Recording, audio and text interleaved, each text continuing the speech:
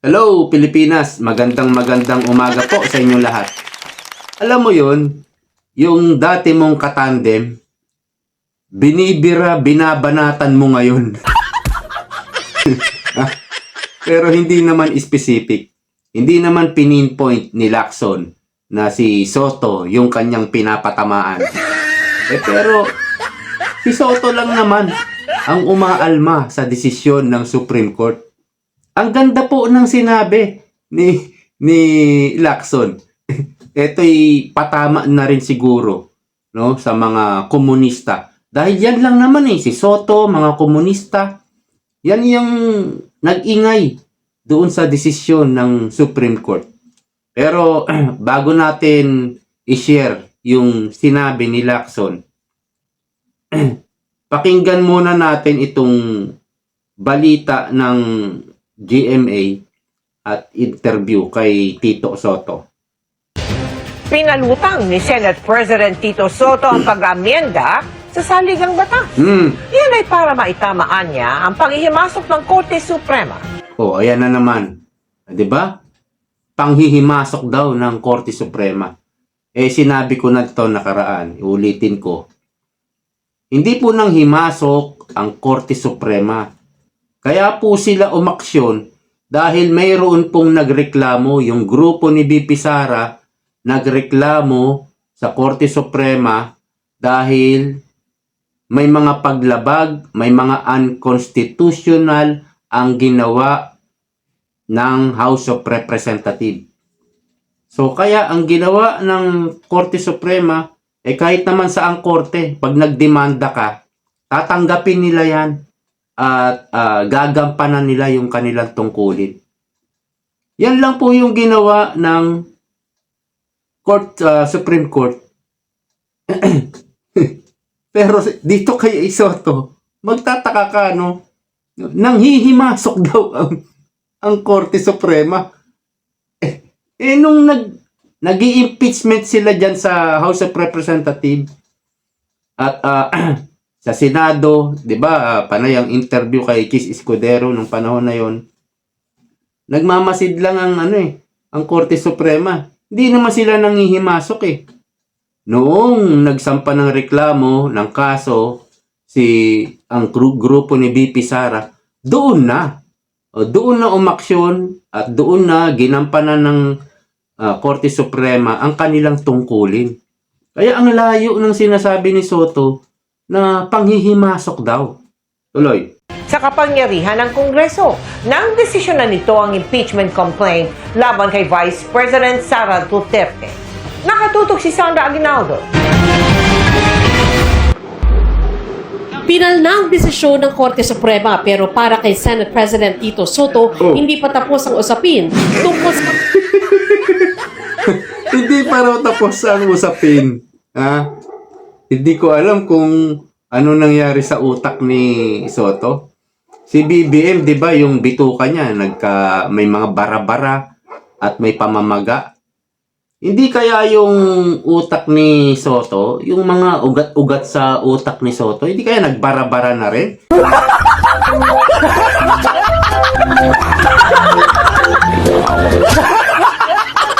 Hindi kaya namaga na rin ang utak? Wala na sa wisyo Di ba? Tuloy. Sa pagdedeklara ng Supreme Court na unconstitutional ang articles of impeachment laban kay Vice President Sara Duterte. Aniya, kakausapin niya ang liderato ng House of Representatives kung ano pa ang maaaring gawin sa aniyay pagkakamali sa desisyon ng Korte Suprema na nagpahirap umano sa proseso ng impeachment.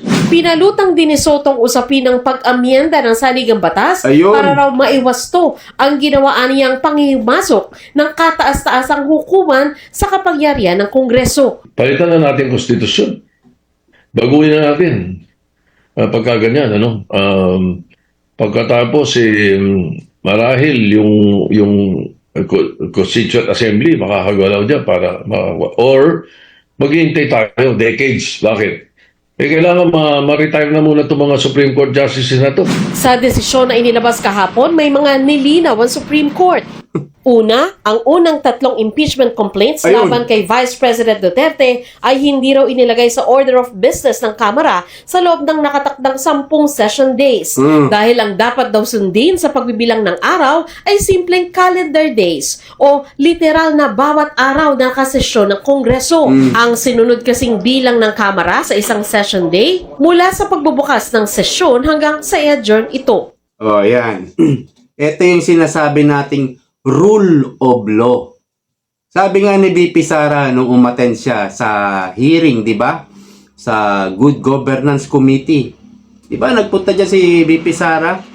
Ano sabi ni VP Sara? Doon sa House of Representatives, walang rule. Walang rules na sinusunod. Kaya kahit saan sila, kahit anong pagdinig na gawin nila, hindi nila sinusunod yung rule. Kaya nga, nakakita ang grupo ni VP Sara ng mga pagkakamali, paglabag. Kaya dinulog sa Korte Suprema. So, isa na yan. No? O, tuloy. Pangalawa, maituturing ng initiated ang isang impeachment complaint kaya aandar na ang 1-year ban sa paghahain ng iba pang impeachment complaint laban sa opisyal kapag inirefer na ito sa Committee on Justice. Kung hindi inilagay sa order of business sa loob ng 10 session days o pagkatapos ito ay hindi inirefer sa House Committee on Justice sa loob ng 3 araw o kung hindi ito inaksyonan ng Kamara bago mag-adjourn sine die. Ang ika-4 na impeachment complaint noon laban sa bise hindi na dumaan sa Committee on Justice at Ayun. direktang ipinadala sa Senado dahil suportado ito ng mahigit 1/3 ng mga kongresista. Alinsunod sa probisyon ng saligang batas. Dati sinabi ng Supreme Court na dapat binigyan ang bise ng pagkakataon na sagutin ang mga paratang bago inirefer sa Senado. Ayun. Pero sa bagong resolusyon, nilinaw ng Korte na kung ganitong paraan ang gagamitin, ang pagkakataon ng nasa sakdal na magbigay ng panig ay sa paglilitis na mismo sa Senado. Sa desisyon pang isinulat ni Senior Associate Justice Marvic Leonen, sinabi niyang hindi dapat maabuso ang impeachment para mapanatili ang kapangyarihan ng kasakiman sa pamamagitan ng panghiya ng mga nasa matataas na posisyon para Yun. mapigilan silang gawin ang kanilang sinumpaang tungkulin. Ang mandato raw ng Supreme Court ay tingnan kung may pag-abuso sa pamamagitan ng pagsuri sa proseso at pagtiyak na ang interpretasyon nito sa rules, batas at konstitusyon ay hindi magagamit para pahinain ang impeachment process. Ayon kay former Supreme Court Associate Justice Tapusin na natin. Ito pong si Tuta Soto, binanggit niya yung CONAS at yung CHACHA, yung charter change. Hindi natin alam kung anong laro nito. Baka naguhurumentado lang ito, kunyari, sa desisyon ng Supreme Court para maipasok niya itong pagpapalit sa ating konstitusyon. O, di ba? Kasi siya lang naman, pero malabo pong pumasa yan. Papalitan ni Soto yung konstitusyon. Hindi papasa sa Senado yan. Hindi rin papasa sa Congress, sa House of Representatives. Kasi maaring mawala yung Congress. Opo, yung mga congressman maaring mawala. O kaya naman yung mga senador maaring mawala. Yung sinasabi ni Robin Padilla na federalisasyon. Ang Senado po mababawasan. No, kung 24 ang Senado sa federation,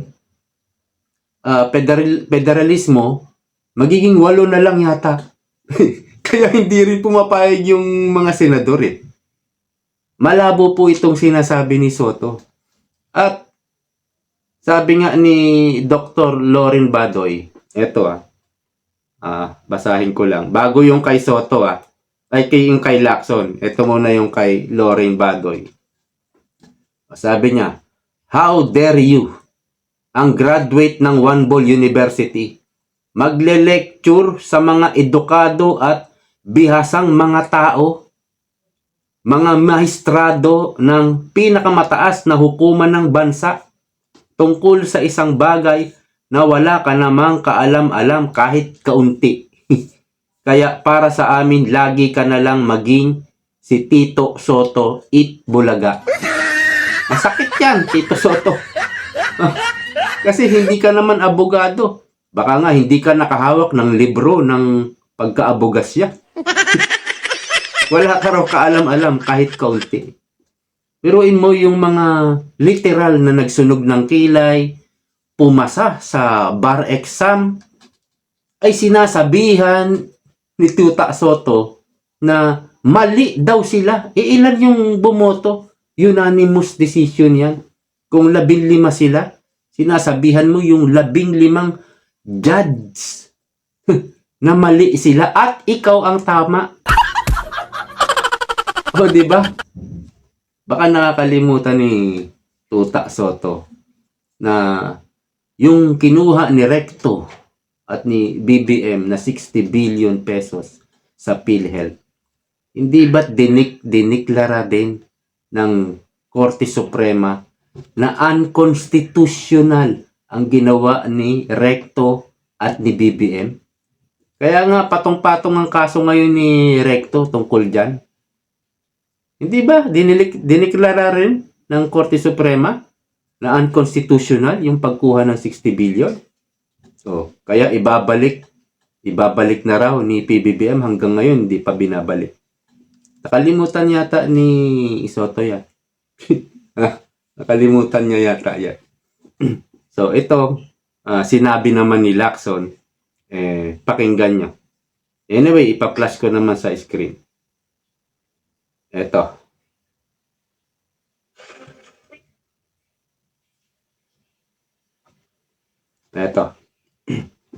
Doon sa bandang taas muna, no? Dapat tanggapin at igalang ang desisyon ng Korte Suprema. Tito Soto, makinig ka. Katandem mo to. Ulitin. Dapat tanggapin at igalang ang desisyon ng Korte Suprema tungkol sa pagiging unconstitutional ng impeachment case versus VP Sara Duterte. Ayon kay Senate Pro Tempore Panfilo Lacson, aniya usapin ito ng paggalang sa rule of law. Lacson, sinasabihan mo ba si Soto na walang galang sa rule of law?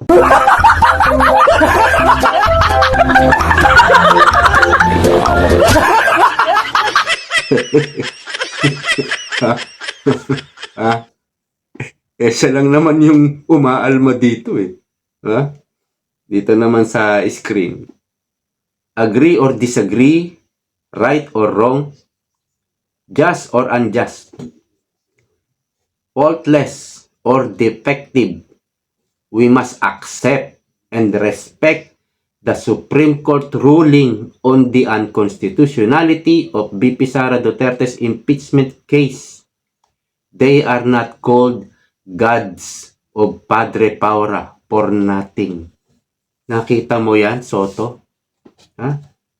They are not called gods of Padre Paura. Yung mga judge sa Supreme Court, tinatawag po na gods of Padre Paura for nothing. Buti pa si Lacson ay kahit papano, pinupuri natin siya ngayon na marunong siyang gumalang sa desisyon ng korte. Diba? Ito pa isa, sinabi ni Soto. Ni Lacson. This is not about politics or who gains or losses. If the Supreme Court ruling went the other way, my sentiment will be the same. Simply put, it is about respecting the rule of law. Ikaw lang yata ang senador na walang respeto sa rule of law. Tapos sasabihin mo yung ginawa ng Supreme Court, panghihimasok, mali ang ginawa ng Supreme Court, inamyendahan yung Constitution, unconstitutional. Tapos sabi ni Loren Badoy, gara nito kung mag-lecture sa mga judges. Akala mo kung sinong magaling.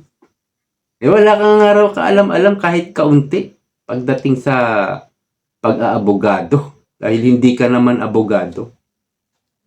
Yan po ang mga may personal agenda. Narinig ko pa sa isang interview niya. Yung Korte Suprema, yung mga judges dyan, may mga agenda raw. May mga agenda narinig ko Hindi ko na lang na-save. Binabaliktad niya. No? Binabaliktad niya. Di kaya siya ang may agenda? Iyan, pinapasok na niya yung constitutional change. Di ba? Yung charter change. Yung Constitutional Assembly, pinapasok na niya ngayon. Hindi kaya yan ang agenda mo? Kasi mukhang wala ng pag-asa yung impeachment. Ang pag-asa mo na lang para maging presidente ay charter change para hindi makatakbo si VP Sara. Lahat kayo.